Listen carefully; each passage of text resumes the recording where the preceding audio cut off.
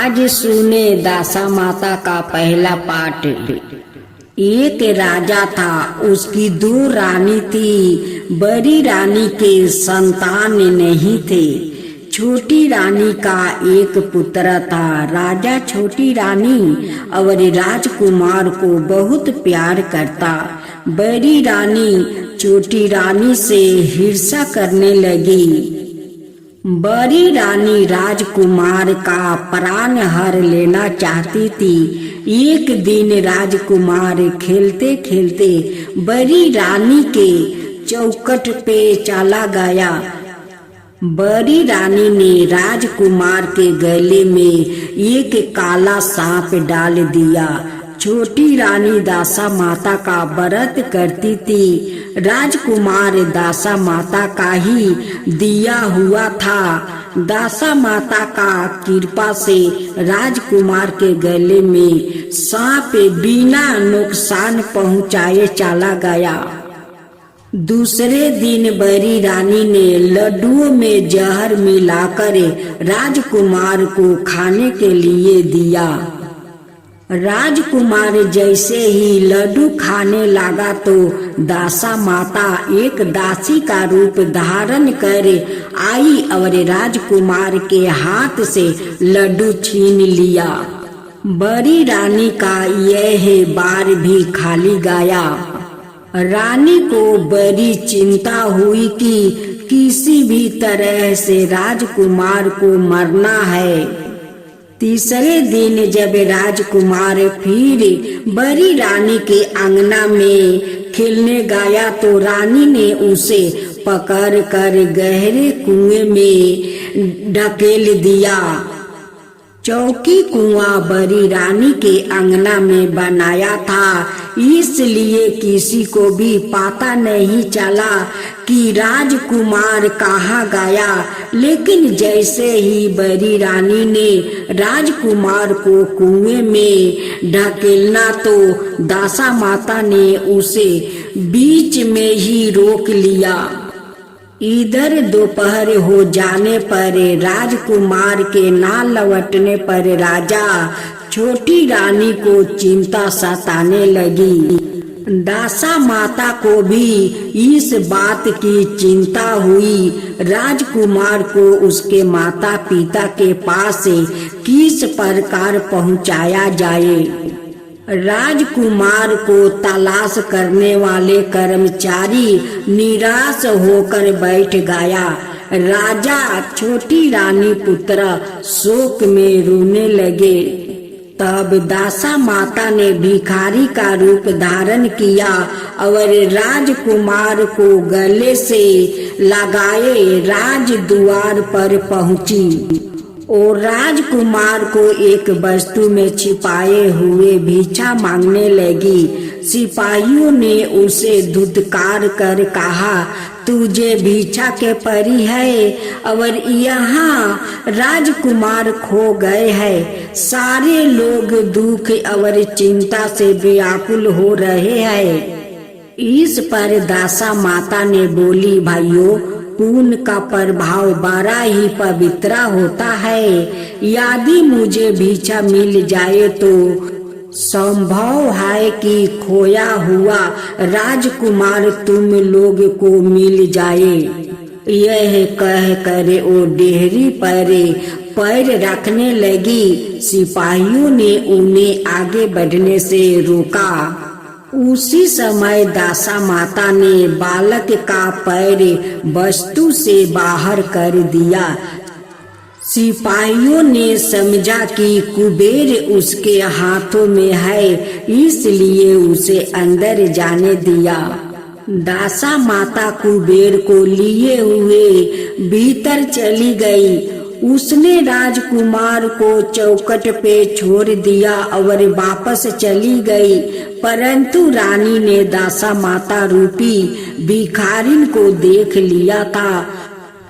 उसने कहा कि खड़ी रहो और कौन हो तुम? तुमने 3 दिन मेरे बेटे को छिपा कर रखा था, तुमने ऐसा क्यों किया?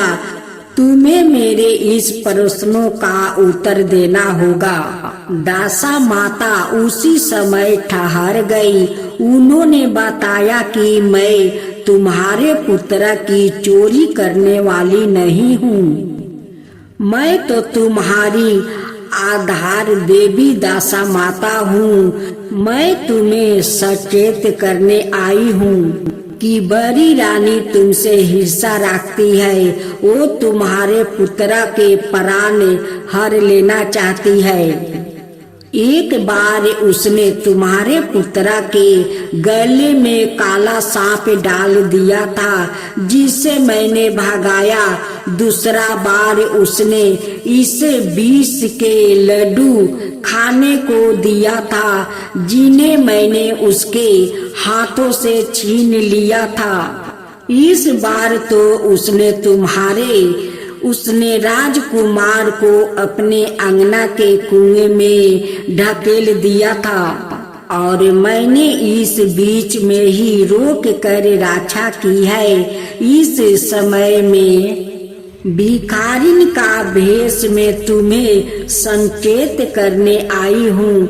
यह सुनकर छोटी रानी दासा माता के पैरों में गिर कर क्षमा मांगने लगी।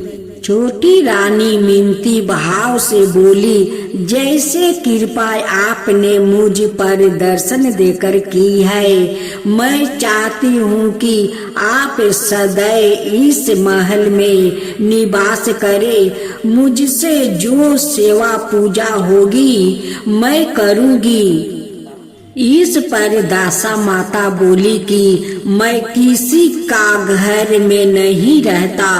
जो श्रद्धा पूर्वक मेरा ध्यान स्मरण करता है, मैं उसी के हृदय में निवास करती हूँ। मैंने तुम्हें साक्षात दर्शन दिया है, इसलिए तुम सुहागिनों को बुलाकर उन्हें यथ विधि आदर संस्कार के साथ भोजन करवाओ और नगर में ढिढोरा पिटवा दो कि सभी लोग मेरा डोरा ले और व्रत करे। इतना कह कर दासा माता अंतर ध्यान हो गई। रानी ने अपने राज्य की सौभाग्यवती स्त्रियों को निमंत्रण देकर बुलवाया और उपटन से लेकर शिरोभूषण श्रृंगार कर उनकी यास विधि सेवा कर भोजन करवाया और दक्षिणा में गहने आदि देकर विदा किया। रानी ने अपने राज्य में ढिढोरा पिटवा दिया कि अब से सब लोग दासा माता का डोरा लिया करो। अब दासा माता का दूसरा पाठ। एक सास बहू थी। एक दिन सुबह सुबह सास ने बहू से कहा कि जाओ आग लाकर भोजन बनाओ, बड़ी भूख लगी है। बहू हाथ में कंघी लेकर आग लेने गांव में गई। उस दिन गांव भर में दासा माता की पूजा थी, इसलिए किसी के यहाँ से भी उसे आग नहीं मिली। वो खाली हाथ लौट कर आई। साये होने पर वो पड़ोसिन के पास जाकर बोली कि मेरी सास तो दासा माता का डोरा नहीं लेती, परंतु अब की बार मैं डोरा लेना चाहती हूँ। मुझे पूजन की विधि भी बता देना। दोबारा जब डोरा लेने का समय आया तो बहू ने सास को बिना बताए दासा माता का डोरा ले लिया। 9 दिन वो किसी ना किसी बहाने पड़ोसन के घर जाकर कथा सुनते रही। 10वां दिन उसे चिंता सताने लगी कि अब मैं पूजा कैसे करूंगी। वो मन ही मन दासा माता का ध्यान धरकर सोचने लगी कि आज सास कहीं बाहर चली जाए तो मैं शांति पूर्वक पूजा कर लूं।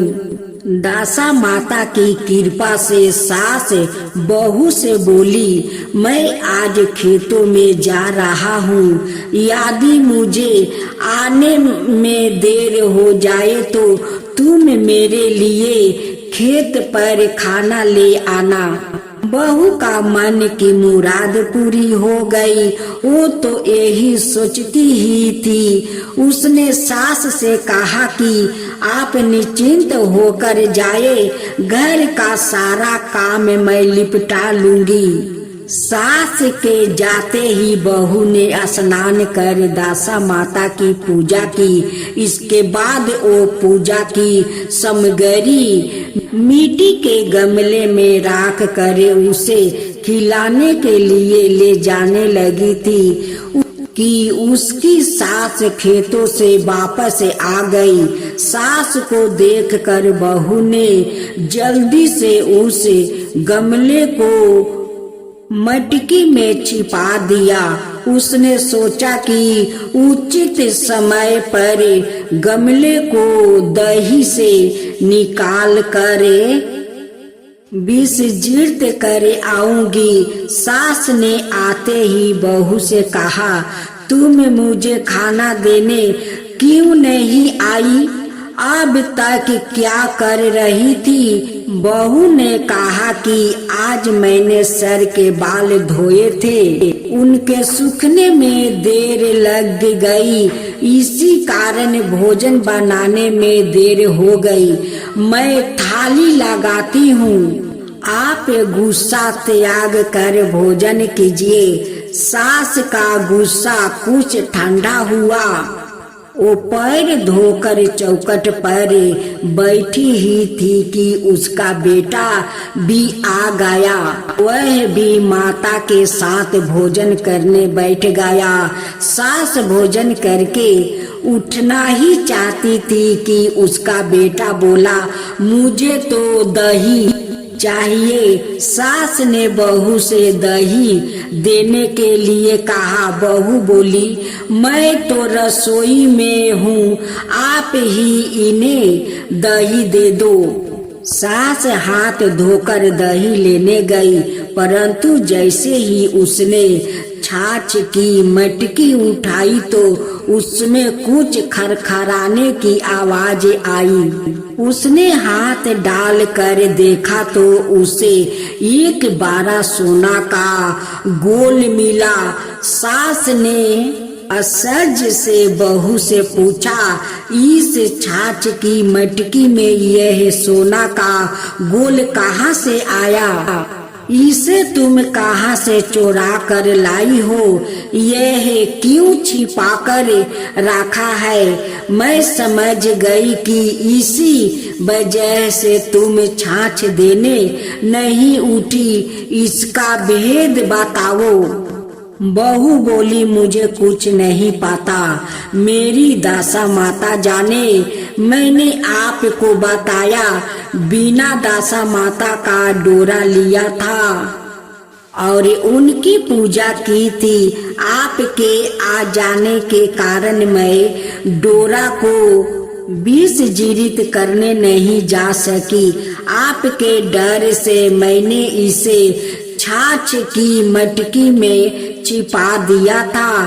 दासा माता ने इसे सोने का बना दिया है, मैंने इसमें क्या कर सकती हूँ? सास ने बहू को गले लगा लिया और कहा, अब मैं भी तुम्हारे साथ डोरा लूंगी और विधि विधवत व्रत और पूजा किया करूंगी। हे दासा माता, जैसे तुमने इनको दिया वैसे ही सब भक्तों पर कृपा करना।